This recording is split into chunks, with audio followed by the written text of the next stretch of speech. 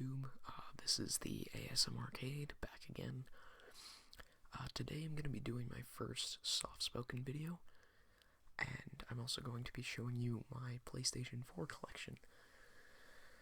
I was basically at the end of recording this video, not but 15 minutes ago, and then realized that I am an idiot and recorded the entire thing with my built-in microphone instead of my snowball, and it sounded like garbage. So I punched a hole in my wall and threw my laptop out a window. Now that I've fixed the wall and gotten my laptop back, I figured let's talk about some games. First of all, we have Uncharted, the Nathan Drake collection. This contains the single-player modes for all three. I think only the second and third had multiplayer, but they are not on this collection. I think this was basically meant to be oh gosh, we don't have any new releases for 2014 holiday season, so make this. This is obviously meant to be their response to the Master Chief collection, because, you know, Halo, the Master Chief collection, Uncharted, the Nathan Drake collection is basically the same thing. Unfortunately, I think all four Halo campaigns with multiplayer can't really, this has a hard time competing with that, and my dog is making noise. Hopefully you can't hear that. I think this is a really good series so far. I'm almost at the end of Drake's Fortune, and I guess I'll have some minor spoilers because the game came out in 2007, so I think it's fair game at this point. I was really enjoying the story up until, I think about 2/3 through. These monsters attacked, and I was like, oh, okay. That was kind of stupid. I was enjoying the whole semi-realistic Indiana Jones kind of style, like the Spielbergian action sequences. It honestly kind of reminded me of Indiana Jones and the Kingdom of the Crystal Skull, with, going from normal action, if over the top, to weird paranormal monster stuff, and I feel like it didn't really work. I'll probably take a break from this after part 1 before moving on to Among Thieves, which I know is generally regarded as the best one in the series, so hopefully that's correct. Next we have Little Big Planet 3.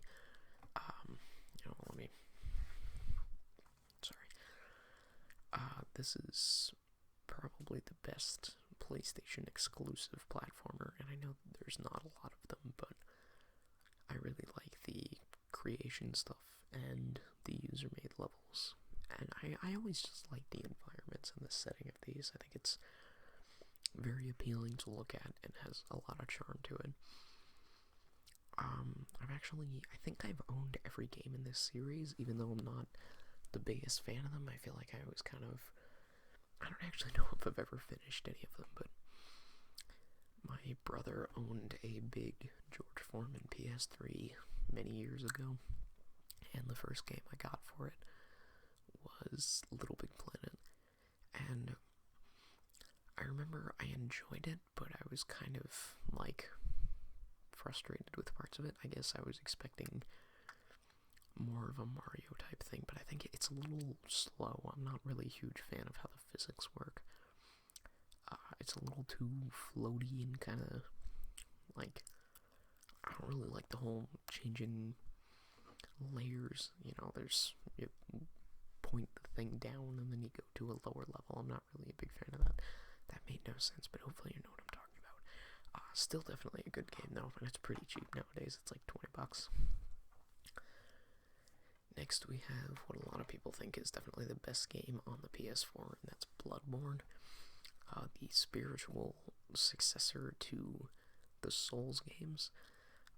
The only experience I had with those games was Dark Souls 2 Scholar of the First Sin, I think it's called, whatever the remastered one was. And I really, really like that one. I have it on the Xbox. I haven't made a lot of progress, but I definitely enjoyed it quite a bit. I was, going, and I was awful at it, so once I got to the room with, the island castle pieces. I basically just would kill an enemy, go back, kill him, go back, kill him, go back like 9 times until he was just dead. Which is probably not the best way to do it, but that's how I got my character leveled up enough to actually move on to the next stage. I really love these games because they don't really tell you a lot about what you're supposed to do. And I feel like that kind of raw sense of exploration and satisfaction is a million times more satisfying than most modern AAA games, because a lot of them it's just go down this obvious path and hide behind some cover and shoot some people. And it's like, well, that's not really fun. But this, it's very old school and very, I haven't actually played enough of this one to really say if it's better or worse than Dark Souls 2, but I'll definitely be getting back into this one at some point. Next we have Tearaway Unfolded. This is a soft remake of the PS Vita game, which was just Tearaway. I know a lot of people are just thinking this was going to be a port, but that would be kind of impossible given that they basically have totally different control methods. So some of the stuff I don't really like when you have to point your controller and shine the light at it and it makes noises, I'm not a huge fan of, because if I'm just like sitting down to play a game, I kind of just want to sit there and relax. But I still like it. I haven't gotten super into it yet, but I definitely will at some point.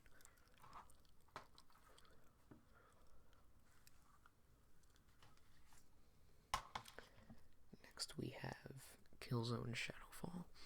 I picked this up at the same store where I got these Superman comics. I'm not going to pick them up because I'll probably knock over the games and it'll be super loud. It was only $8, and I know this was basically just like a short tech demo, but I've never played any of the Killzone games. I think I might have played like a minute or two of the beta for Killzone Mercenary, but I've heard it's kind of fun, and I figured for $8, support a little mom and pop shop, why not? I always get this series confused with the Resistance games, because I know they're pretty similar, but I've never played Resistance either, and hopefully if they do like a remastered trilogy or something, because I don't really have a problem with the remastered collections like they were doing last generation. There was like God of War collection, Shadow of the Colossus and Ico collection, Ratchet and Clank collection, Jack and Daxter collection, and I thought those were really good, or like the Sly Cooper collection where you get like 3 games for $40 or $50. But now it feels like most of the time they just take some random game from last generation and completely overcharge for it. Like, I'm sorry, but I'm not going to pay $50 for Prototype and Prototype 2, or, charging $40 for Darksiders 2. Like, the games that came out late in the last generation, I don't understand, because they don't really look that much better, especially since usually they're just upscaled. I know that it takes a lot more resources to do the collection, but I feel like a lot more people would buy them if they did more stuff like the Uncharted collection or the Halo collection. I think that's a much better way of doing it, in my opinion.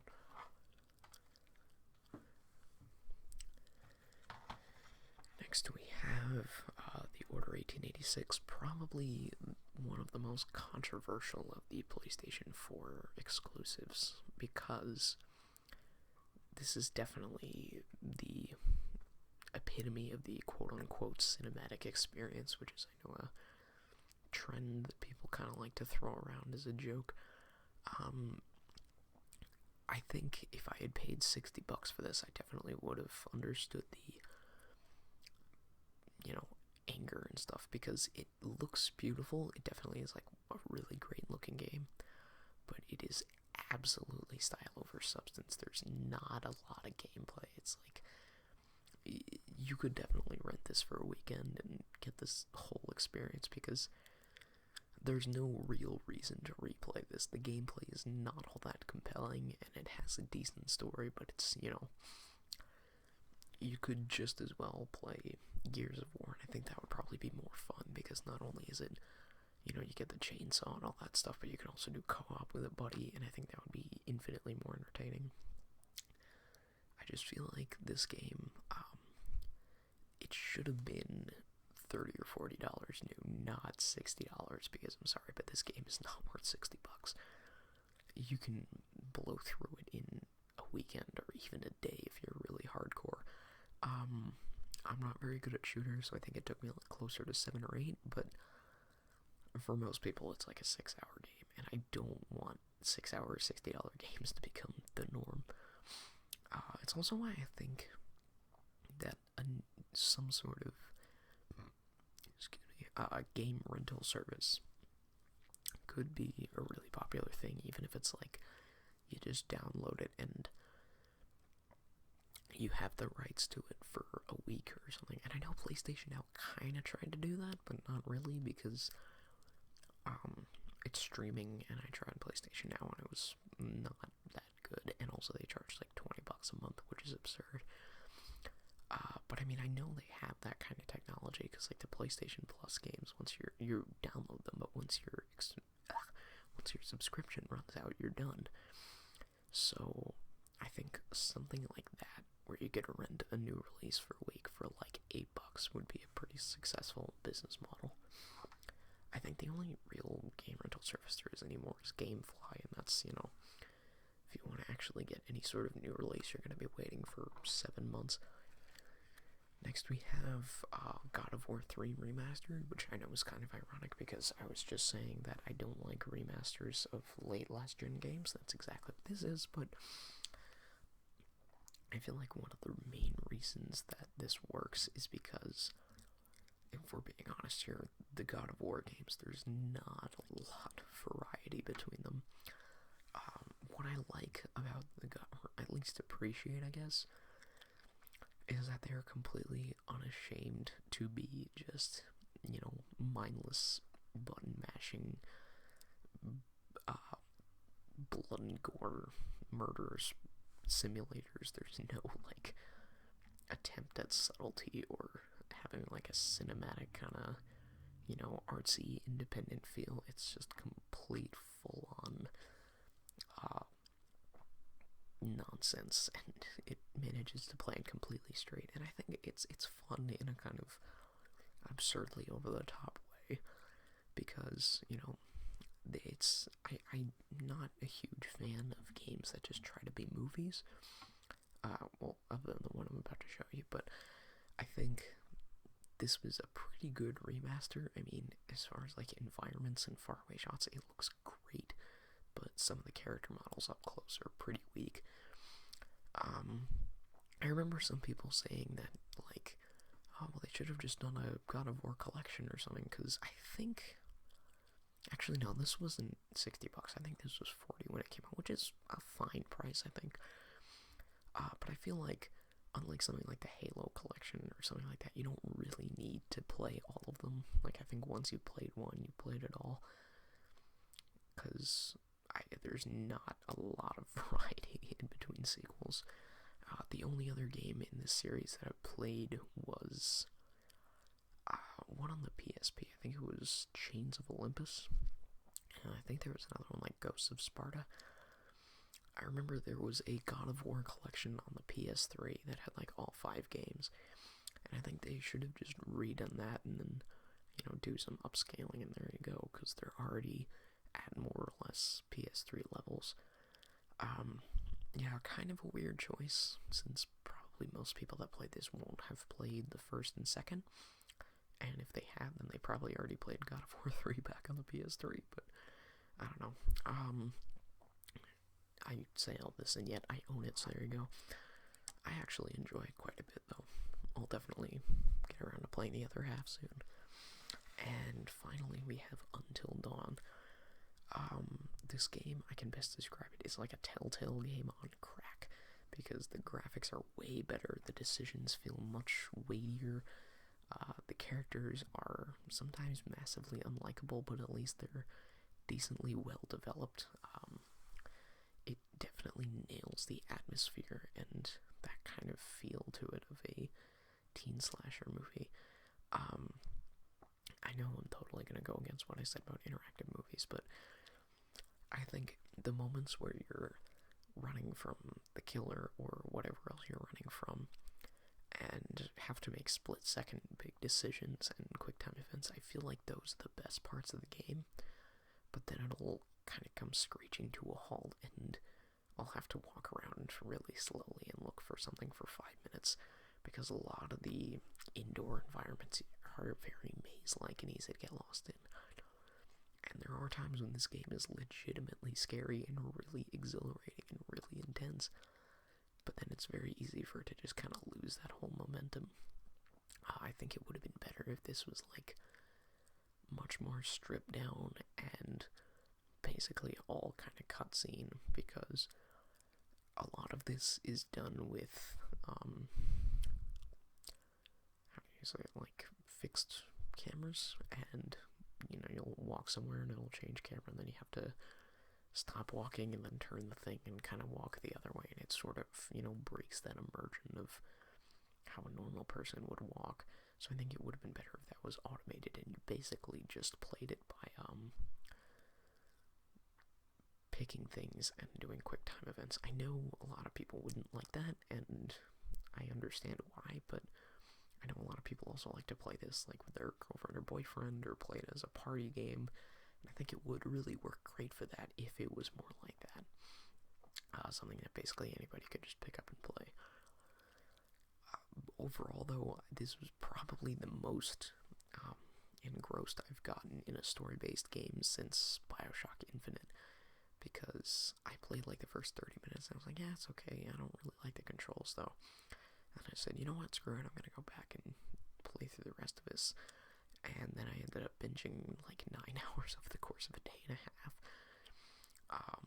Really, really loved it. I played like the entire second half in basically one long sitting, which was probably too much, but oh well. I did like the story. I know some people might not be satisfied, but I thought the way the therapist or the psychiatrist was used was really smart, and I think I could go back and notice things, be like, oh, okay, that makes sense. I like the blend of realism and more horror movie aspects, but I think the only thing is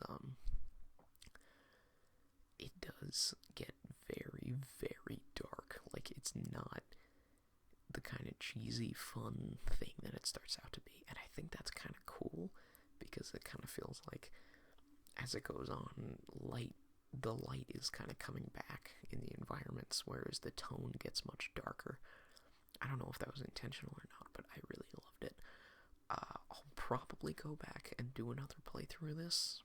I think the butterfly effect aspect, the only thing I would have changed is sometimes you'll see something happen and then it'll flash for a second like, oh, well, if you made this decision, a different outcome would have happened. And I really don't like that, because it's like, I don't want that to happen. I want to play through this chapter, play through the whole game again, and be like, oh, if I did this, then that would have happened. I think, that would have been a lot more cool and a lot more real feeling. And I do feel like the choices definitely do have impact, whereas certain Telltale games, I think they kind of fake that, because like, oh, well, you can choose this or this, and it's and it seems really big at the time, but then you realize you just kind of get the same ending either way. And that's definitely partially true here, but not to the same extent. Like, I really did get engrossed in the story and the gameplay.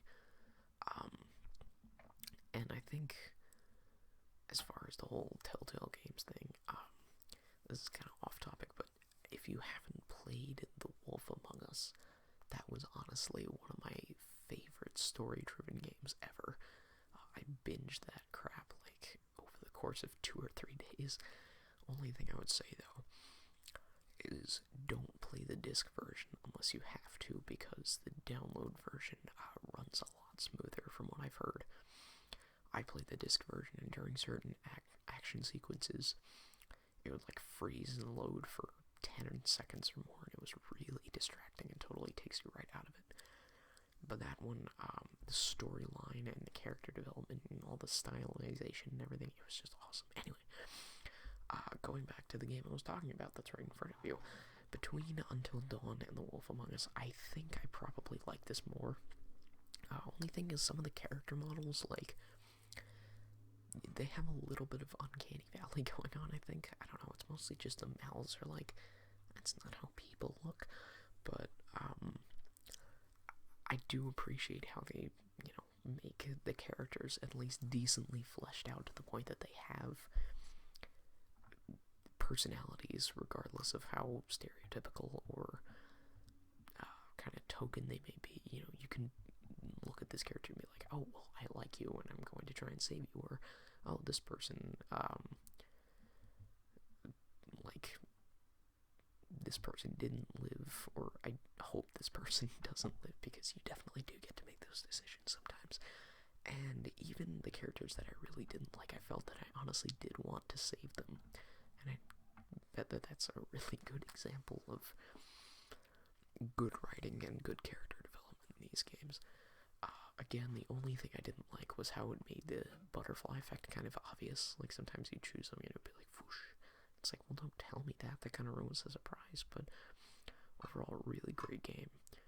And I have loved my PS4 for the 2 months or so that I've had it. I've already finished 2 or 3 of these games already, and I definitely hope to finish all of them. I definitely recommend a PS4 if you get the opportunity.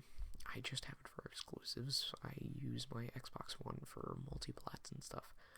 But yeah, sorry about the long delay. This was ASMRcade, and I'll see you guys next time. Bye.